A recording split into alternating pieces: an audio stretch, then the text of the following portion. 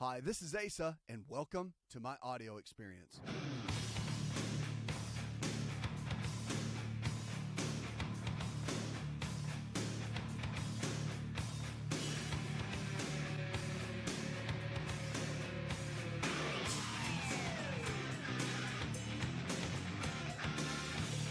From 888-283-7272. That's 888-283-7272. Or you can always send me an email. It's a new prescription for a new you, America. Let's kick it off and go with Barbara. Hi, Barbara. Welcome to the show. Hi. Thank you for taking my call. Sure, darling. What's up? Well, my husband's been plagued with these headaches for like 2 months now. He defines them as low-grade headache. It's only when he sneezes or coughs or picks up something heavy or bends down. We've been to an internist. We've been to an ear, nose, and throat. We've been to a neurologist. We've had an MRI done. There's nothing there in the brain that's unremarkable. And they've given us some medication called indomethacin to take, I guess an anti-inflammatory. But they're mentioning spinal fluid, and I'm kind of getting worried, and he's concerned. And he's continuing to do his daily routines, or kind of putting off everything else. So he's had his workup done, and just no one, all the doctors that you've been to, no one can really figure it out, right? Right. Where does it stand? What do they say? What do they tell you to do? I'm curious. It's all they've given me is a prescription for indomethacin. That's it? Just the indomethacin? Yeah, that's it. And my response to the doctor was, well, is that it? You're just going to give him something for the pain, and we're not going to find out what this is from and cure it? And evidently, they don't know. They're calling it a cough headache. I mean, technically, cough headache. How's his blood pressure? His blood pressure's great. Is it? Where does the headache hurt the most? I know you said when he bends over it makes it hurt, but does it ever hurt when he's... When he coughs or when he sneezes, and he says initially it's a stabbing pain, and then it's just a dull throb that just goes away after a while. But where does it hurt, though? Where on his head? Yeah, like over the right eye or the left eye or the back of the head? In the back. In the back, and he says something's on the side. Does he drink a lot of coffee? He drinks decaf. Okay. And it only how's his stress level? How's his stress level? Well, he's retired, so I would think he'd have a lot of stress. I can't imagine where it's coming from if he's having a lot of stress. So. What did he do for a living for years? Office work. Like, did he run a company? Did he? We're retired now, so. No. What did he do up to the point he got retired? Well, he worked for the government in the D.C. area. Okay. In just an office job. So. The reason I'm asking is, does he miss his work? No. No, we're very happy. So life is much happier. Okay, I got it. And sometimes men, when they retire, it can almost become more stressful, and you can see weird things can happen in the body. Headaches, arthritis. You start getting all kinds of weird symptoms when men. That's why I'm going down that rabbit trail. Is I'm trying to figure out exactly if that might be the case. We're retired. We have a vegetable farm, and that's amazing. We do our own thing, and we're outside all day, and we eat organically and raise organically, so we can't figure this out. He's really healthy. Okay. Does he sleep all right? Has his sleep patterns, are they pretty good? Mm-hmm. Yep, he does. Okay. And it only hurts when he coughs, sneezes, strains, or otherwise, right? Not just when he's hanging out normally? Right. Okay. Does he exercise? Yes. Fantastic. We get a lot of cardio or weightlifting? Both, actually. We go to the gym, so he's lifting weights, and of course we have a lot of work around here. So outdoors. Well, now that's straining. Does it give him a headache when he works out with weights? He hasn't said it does, so I'm assuming no. It's usually when he bends over and picks something up, which I thought initially it's your sinuses, but nothing showed up. No, I tell you what, it sounds to me to be more of a structural based headache because of the straining that would come from, say, doing bicep curls or bench press or shoulder press machine or whatever it might be. There's still some straining involved there, and if that's not giving him a headache, and the increase of blood flow from the working out and the exercising is not affecting him, that's a really good sign. So, see, those are more clues that are very, very helpful. Here's my thoughts. If it was me, this is what I would do. If he's having those kind of headaches and you've done the complete workup and the medical doctors, the physicians have given him the endomethacin and they're scratching their heads and they're just saying, well, let's see how this works. What that means is when a doctor gives you medicine and says, let's see how this works, it usually means, I'm not real sure what it is. This is my best guess, so let's just keep an eye on it. And that's not knocking it. I mean, that's just they've kind of come to the end of their rope and they're doing the best they can, and that's a good thing because they're doing everything they can to help him. They're not being bad doctors. They're doing what they can to help. So here's the thought. Remember, there's 3 sides to the health triangle, and the body's affected by every one of these sides. All 3 sides are important, and one side affects the other. So you got the mental side, brain chemistry, neurotransmitters, subconscious mind. You got the chemical side, and that's how your body chemistry functions, how the heart, liver, lungs, kidneys, liver, pancreas, thyroid, how all that stuff works. And then you've got the structural side, the bones, the muscles, and the nerves. Now, the nerves control everything in the body. The interesting thing about that is that the nerves go in through the spinal cord, out of the spinal cord rather, through the vertebral bones, and then out into the different organ systems and various tissues within the body. Well, the ones that go up in through the cervical region, the neck, kind of the base of the neck, the occipital area, all of that part of the region of the body would be good to have someone look at that, and potentially they can do certain tests on it, and there might be even some manipulations that they would want to do in their own style that would be beneficial. And it's definitely something to look into without a shadow of a doubt. I think if you don't, he would be doing himself a disservice in not looking down that route and letting them evaluate and even doing some of their treatments along the way. Because when headaches like that are unexplained, a lot of times they can be chemical, they can be genetic. There's a lot of different factors. That can be environmental toxins that could be causing some of that. But the structural part we see often with headaches, and it's one of the least areas to be addressed. It's kind of whenever nothing else works, let's go that way. And believe it or not, the structural part of the body plays such a key role and is so important.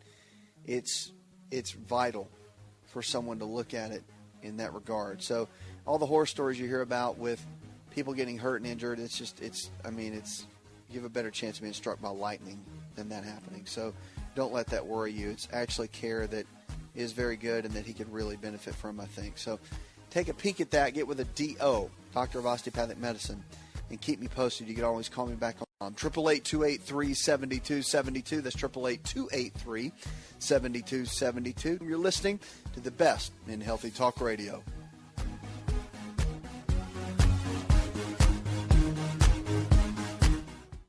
Hi, it's Asa. I'm giving you a copy of my best-selling book for free to help you in your health journey today. I'll pay for the book. All you do is just cover the small shipping and handling costs. Go to asarx.com and get your free book today.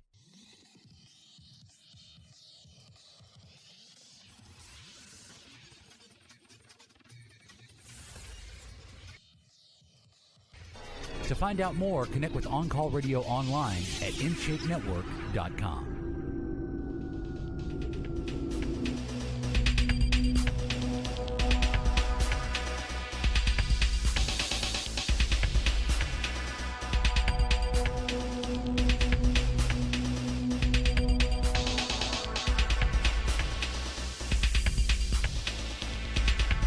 Welcome back. If you're not involved in Facebook and Twitter with us, go on and join and catch up with everything going on behind the scenes with the show and all the new information coming out. Great information about our weekly email newsletter. So if you're not signed up for that, U.S. government sends home health care money to states. A new report says that states stand to gain billions of dollars as provisions in the U.S. healthcare plan to move Medicaid patients out of institutions come online, with 13 states awarded $45 million in grants on Tuesday. And the Health and Human Services Agency said this, that Medicaid is the health program for the poor that was greatly expanded under the health care reform. Extending Medicaid's reach, the U.S. government is also increasing reimbursements sent to states and awarding new grants for the program.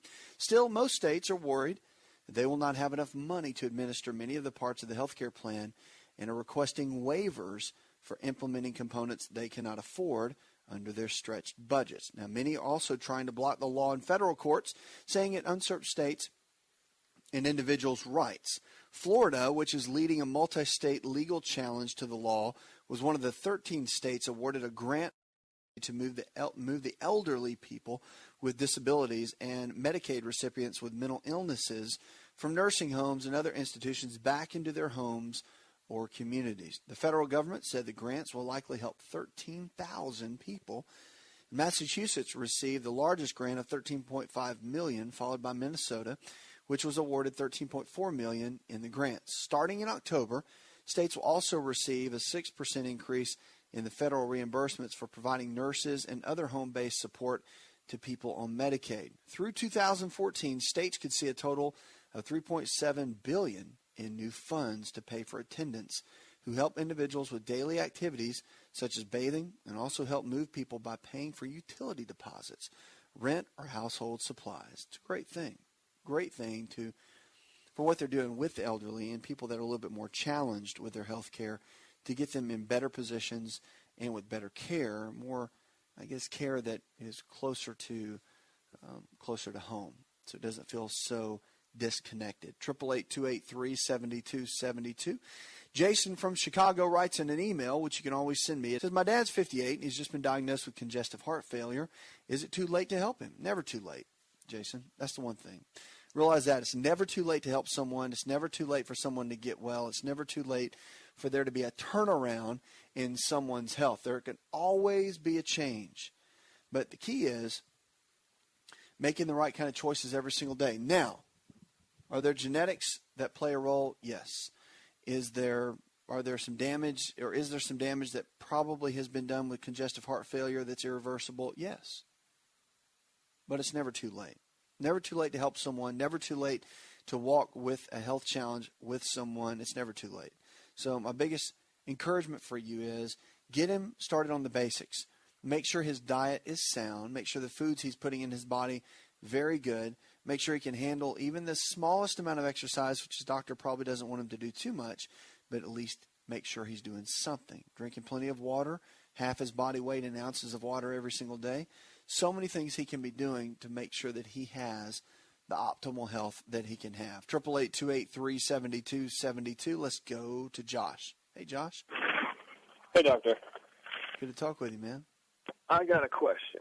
I got a friend who she's always got really purple feet, and this just started recently. She's always had cold feet, and she just started having purple feet. Okay. And she's always got really clammy hands, kind of like sweaty hands. But I was just wondering if there could be. I've always thought about circulation. I've Googled everything I could find, but I'm just not finding enough information for me to even want to take in, as far as just from the kind of information that I'm getting from the internet.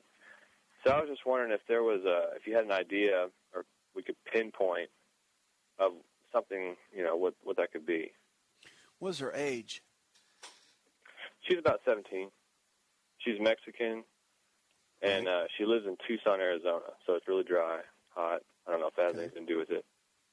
But No, I know what you're saying though. No, not really. I mean, purple. Her feet turn purple. Is that something new that started, or it's been there for a while? It started about, I guess, a week ago, and they've always been really cold. And doctors have always said she's had some kind of weird problem, and they've never been able to pinpoint what it was. But this is new, so I didn't know if there was, if you know anybody or have ever dealt with anybody that had that problem. Well, it just depends. I mean, does it hurt? Does it ache when it turns purple like that? Doesn't hurt. No pain at all whatsoever? Mm-mm. Has she gone to the doctor since it started turning purple? Not yet. I think she went today, but I haven't talked to her. But you haven't talked to her. Okay. Yeah, I mean, the old adage is, I mean, with extremities like that, especially more in the hands, there can be just an extreme, kind of achiness and cold feeling in the hands. And it's typically Raynaud's, and there can be a lot of different things associated with that.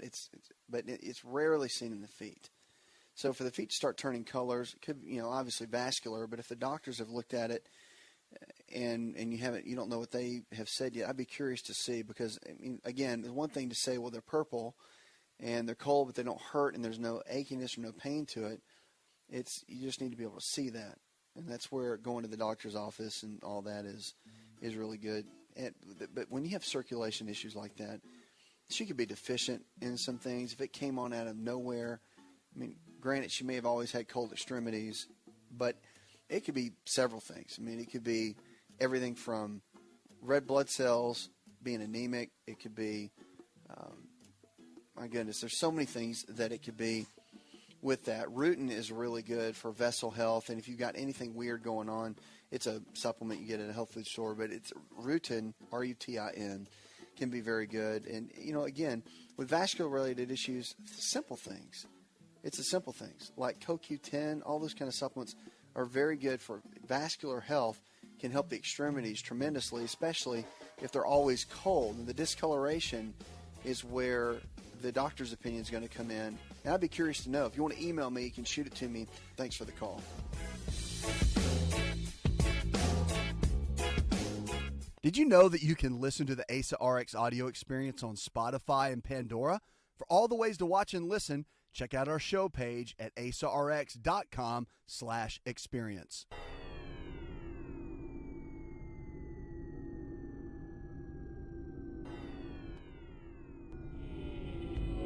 To find out more, visit the show online, InShapeNetwork.com.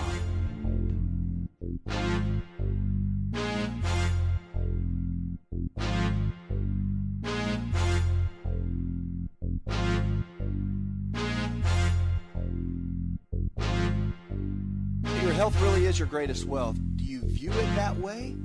Have you been given a diagnosis and you think, well, I guess I'm just stuck with this. It's what my grandma had, it's what grandpa had, and now this is what I have, and so I might as well just take it, suck it up, and deal with it. It's not true. Your health is your greatest wealth. So realize this. The body is pretty amazing. As we say in the South, pretty darn amazing. Because 80% of the health challenges we face today are diet and lifestyle related. That means that somehow, some way, we've lifestyled our way into getting sick. But the good news is, if we can lifestyle our way into getting sick, we can lifestyle our way out and get well. But you have to be willing to change. And only you can take responsibility for your health. No one else can. No one else can. No one else can take responsibility for your health for you but you. And people, that's what they always want to do. Everyone wants to take a pill, and they hope the pill is going to correct everything with their health. And it won't. It never will. You have to be willing to make the changes every single day on your own. And you have some support. You can have friends support and family support, but no one else can take responsibility for your health but you. And that's what we're here for, to help you go from where you are to where you need to be in your health. We're going to kick it off now with Linda. Hi, Linda. Welcome to the show, darling. Hello. How are you? I'm living well. I have a question for you. Okay. I had a complete 5 years ago, and I never was put on any type of hormone therapy, and they've tried me on bioidentical hormones, and they didn't help me. They tried me on estradiol, and it didn't help me. I reckon I'm just, like you say, stuck, and I don't know what to do. I go to the doctor. My blood pressure's out of control. I don't have any type of, I don't know how to say this, my body's just not the same. And I can't do anything about it. And I don't know how to live with it. I don't know what to do. I've tried everything, and I can't get over it. I don't know how to deal with it. I got it. Is it mostly your energy levels that you're concerned with? I don't have any energy. I don't sleep. Okay. I have the mood swings. It looks like if it was hormonal from not having any hormones. They would put me on it when they operated on me. They even took out my appendix, and I'm just tired all the time. My back kills me. Okay. I get it. Now, have you gone to your doctors, and have they done anything? Have they just told you this is it, this is the best it's going to get, or have they offered any suggestions or options for you? They will first they put me on clonazepam, and I slept 2 days on one tablet. They didn't tell me I could break the tablet in two, because some tablets you can't crush or break or chew or anything like that.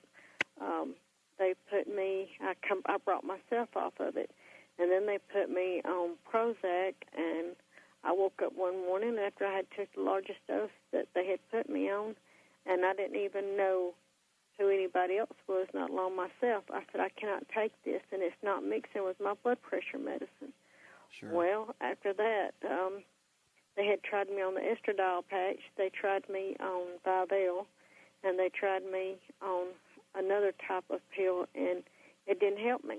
And I think finally he just got disgusted with me. And now, that's it. since I've been without hormones all this time, my back, the center of my back up at the top, where the zero line goes, it hurts me constantly. I don't know what to do. My legs are always tired. I don't know what to do. Okay. It's all right. I understand. I know you're in a tough place. I get that.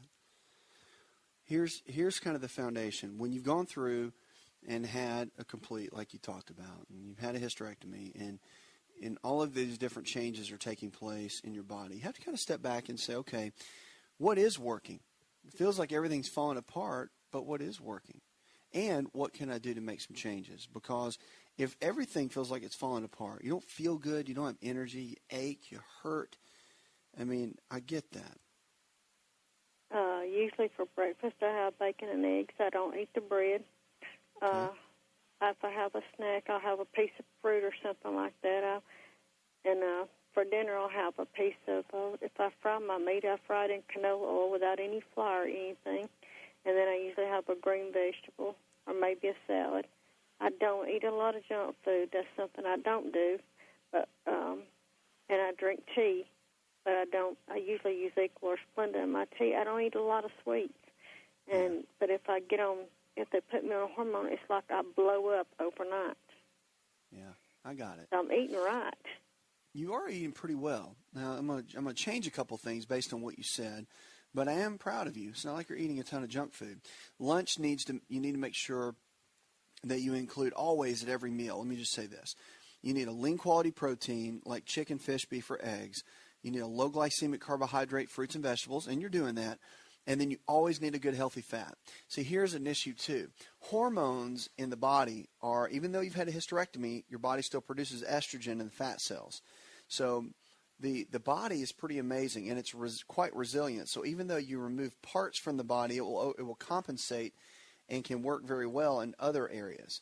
So something to consider for yourself is to make sure you go in and you balance everything out within your diet, first of all. Lean proteins, low glycemic carbohydrates, fruits and vegetables, and the good healthy fats. Your fats are going to be really, really important because the fats don't make you fat. Remember that. That's a key component. Fats don't make you fat, but they actually are going to make a big difference in your overall health with your hormones and the way you feel, aches and pains. They lower inflammation. And almonds, walnuts, cashews, avocados, fish oils, very important to be taking cod liver oil every day, at least a tablespoon. Don't do the gel caps, at least a tablespoon of the oil every single day. And matter of fact, the Foundational 4 supplements would be the top priority in my eyes. And I'm just a big fan, and that's why I talk a lot about it in my book. And here on the show, I'm just a big believer. These are the 4 things that we don't get in our food supply that we need, and that's a good whole food multivitamin, digestive enzymes to break our food down, cod liver oil for your omega-3 fats, vitamin A and vitamin D, and probiotics. Probiotics put the good bacteria back in our digestive tract. So real simple to follow, but yet so, critical for overall health, and something that I would desperately encourage you to look into. White willow bark is really good too for some of the aches and the pains. But getting that gut cleaned out, meaning everything. Canola oil, don't cook with that anymore because it turns to a trans fat and one of the number one cancer-causing agents that we have. If you're going to cook with any kind of oil, there's three. There is coconut oil, very good. There's also butter, regular butter, and then grapeseed oil. So any of those are going to be fine to cook with. Coconut oil and butter are the top two. If you've got to go with grapeseed, go with that. And you'll notice a big, big difference in your overall health, energy levels, and the way that you feel. Now, energy is going to be comprised of a couple of things. With hysterectomy, it could be a result of estrogen, could be a result of progesterone as well. But the adrenal glands are the body's stress glands. And when they get worn out, when they get tired, when they're not functioning at their peak level, which they're two little glands that sit on top of the kidneys. So if they're not working at their best, then your body's not going to function at its best. And it's important to get those built up, keep them strong. Vitamin B5, vitamin C, pantothenic acid, all of that works hand in hand to keep those adrenals functioning at a peak level, at a high level, and keeping them at a place that they need to be. So something to encourage you to look into, B5, pantothenic acid, and also vitamin C. So I hope that helps. Knowing this, things like black cohosh can help, wild yam root can help, but make sure you work with your physician, getting blood work done. Don't just take a bunch of supplements and just hope you feel better. Get with a doctor that can monitor your hormones, even if you decide not to do the bioidenticals and all that, which I'm not telling you to do that. But getting the blood work done and or saliva test, however you want to do that, however your doctor wants to monitor it, seeing exactly how your body's responding, how it's functioning, and what it needs so it can function at the highest level. All right? But one thing, don't lose is your hope. Don't lose the fact that even though you've had a hysterectomy and you feel like you're falling apart, the one thing you've got to remember is you're not. You're not falling apart. Your body's not going to just collapse on you. You can do well. Your body can recover in many ways. And you can have vitality again. It's not over. It may feel like it's over, but it's not. And you can have energy again.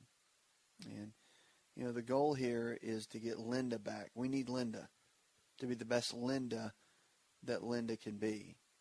And we need you to be all you can be. But see, the thing is, no one else can help you. No one else can do this. You have to do it for you. And even on the days you don't feel like exercising, you get out and exercise. On the days where you don't have any energy, you've got to tell yourself, I'm not going to let you beat me today. You have a little self-talk. That's what we always say. And people say, talking to yourself is crazy. It's not. And sometimes the only motivator we have is ourselves. It means you be a certain way, you do it, and then you have it. So be well in your mind. Do the things it takes to be well that textbook-wise that you have to do to be well. And then you'll have it. It's amazing how that works. It's more than visualization. It's about taking radical action. But just know this, you're already on a good path. Get your mind right. Start doing the things today that may be a little bit difficult and watch how your body can change. Hi, it's Asa. I'm giving you a copy of my best-selling book for free to help you in your health journey today. I'll pay for the book. All you do is just cover the small shipping and handling costs. Go to asarx.com and get your free book today.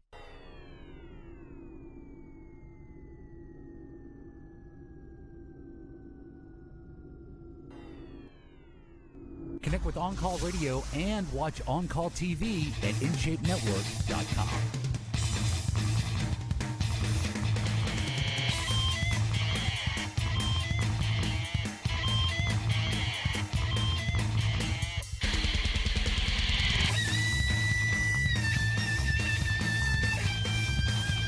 Healthy Talk Radio, the show where your health really is your greatest wealth. Jesse, you're on. How can I help? I was curious to ask you a question about this health challenge that I have. And it's last maybe 5 days ago, I woke up one morning, and I have this pain, and it radiates from like the xiphoid process all the way up to my larynx, and it goes. I can even feel it through my back. You know, it's like a. Now I had pericarditis one time, sure, and it feels similar to that. But I went to the doctor today, and it's not that, he said, and he's sending me to a GI guy, and they said because of the pain and where it's at, they're getting me in rather quick. They got me in tomorrow already. And I was wondering, with that being said, I also have, I have Barrett's, and I've had that for about 10 years. I was diagnosed with it 10 years ago, but I had the Nissen fundoplication at the same time. They found the Barrett's, and I was just wondering, you think that's esophagus related? Also, my head, if I bend over, my head goes below my waist. It's unbearable. I mean, the pain is, or if I belch, the pain is really shoots up. But it's not acid. It's not burning. It's a deep pain, sharp pain. Well, the Barrett's, let's talk about that. How are you dealing with, I mean, obviously you've had acid reflux then for a long time, right? Yeah, I had it for 18 years before they decided to, diagnose it and fix it. Yeah. And so for the most part, is it taken care of? Yeah. After the Nissen was done, I didn't have a bit of trouble, but they did keep me on Prilosec pretty much about 60 milligrams a day. And now I'm taking something called, I think it's called Xylacant or something like that. I don't know. It's a new PPI, proton pump inhibitor. Sure. Yeah. And it's working it's okay, more powerful right? one, they said. But it's working okay? Yeah. There's no acid. There's no burning. And that's what he asked me. You got anything coming up in your mouth? And I said, no, not at all. There's nothing like that. I think the Nissan's still working great, but the Nissan's still working great. And it's just this pain. I don't know where, just all of a sudden. What I will tell you that I missed taking my Prilosec for 2 days, and I didn't have it. And the second day was pretty rough, so I went out and got it. And then, and after that, that's when the pain started. Do you eat much dairy products at all, like cheese, yogurt, milk? Oh, I love yogurt. Yeah, I eat a lot of yogurt, but I drink. But the only other dairy thing I eat is goat milk. I drink a lot of raw goat milk. Raw goat milk. Okay. What about breads and things like that? Do you eat much of that?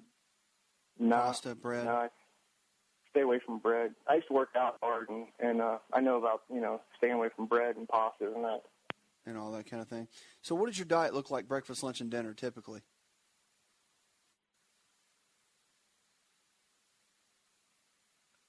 Jesse, breakfast, lunch, and dinner. I think we must have lost. Yeah, we lost Jesse. That's okay. All right, well, here's the deal, Jesse. The bottom line is if you're not really eating gluten, which, gluten's the protein found in the breads, pasta, all the flour-based foods, bread, pasta, cereal, crackers, all of that. That's always a big key. And if you're getting that constant pain in that area, it could be still part of the Barrett's possibility. That's still some residual from that. But the other thing that you can consider in that area, if you've got the constant burning, is that possibly you don't have enough hydrochloric acid in the stomach. Betaine hydrochloride you can take as a supplement form, or you can use apple cider vinegar. That works very, very well. And you can also consider aloe vera juice and glutamine. Both of those can be very, very beneficial to when you're dealing with that sort of pain. Now, if you're having more of it, if it feels more structural, meaning you're saying from the xiphoid right there, and it is more of a kind of an achy pain through that area, which I would ask you next, I would consider going to somebody that works on the structural part of the body, bones, muscles, nerves, which would be an osteopathic physician, even someone like a physical therapist or a chiropractic physician. They all could look in that area and kind of rule things out a little bit, because if you've had Barrett's, which is a serious condition, I mean, Barrett's can turn into cancer, no doubt about it. But when you've had Barrett's and it's gone to that level, then getting those kind of pains within there can be a little bit of a challenge, but it's something that, you just gotta keep an eye on. Keep me posted on how that goes. 888-283-7272. CNN reported about how cell phone exposure increases brain cell activity. The radiation emitted after just 50 minutes on a mobile phone increases the activity in the brain cells, according to a new government-funded study. The effects of that brain activity are not known, said the researchers who called for more study. Phones that were turned off did not create the same brain activity, and the small study published in the Journal of American Medical Association was the first to look specifically at how electromagnetic radiation from cell phones affects glucose metabolism, a normal function in the brain. The brain activity means that cells are using glucose to create energy, and the brain normally produces the amount of glucose it needs to function properly. But these new findings don't tell us whether activating the cells artificially, in this case by cell phone radiation, will have a negative effect on our health. They say that simply don't know and calls for further investigation. All kinds of things I believe we're going to find about cell phones and how they're affecting our health, and probably not for the positive. And I'm the world's worst using a BlackBerry singing all day long. Puts another hour in the charts. I'd like to thank our producer, Jay Patrick. Go tell one person something you learned on this show, and together we can change the health of our friends, our families, and our communities. You're listening to the best in healthy talk radio. Did you know you could listen to the Asa Rx audio experience on Spotify and Pandora? For all the ways to watch and listen, check out our show page at asarx.com/experience. Hi, it's Asa. I'm giving you a copy of my best-selling book for free to help you in your health journey today. I'll pay for the book. All you do is just cover the small shipping and handling costs. Go to asarx.com and get your free book today. This episode is over, but check episode notes for links to products and services you've heard about on this episode. Thanks for listening and subscribing. Please share the Asa Rx audio experience with others and stay in touch by giving us your comment or review.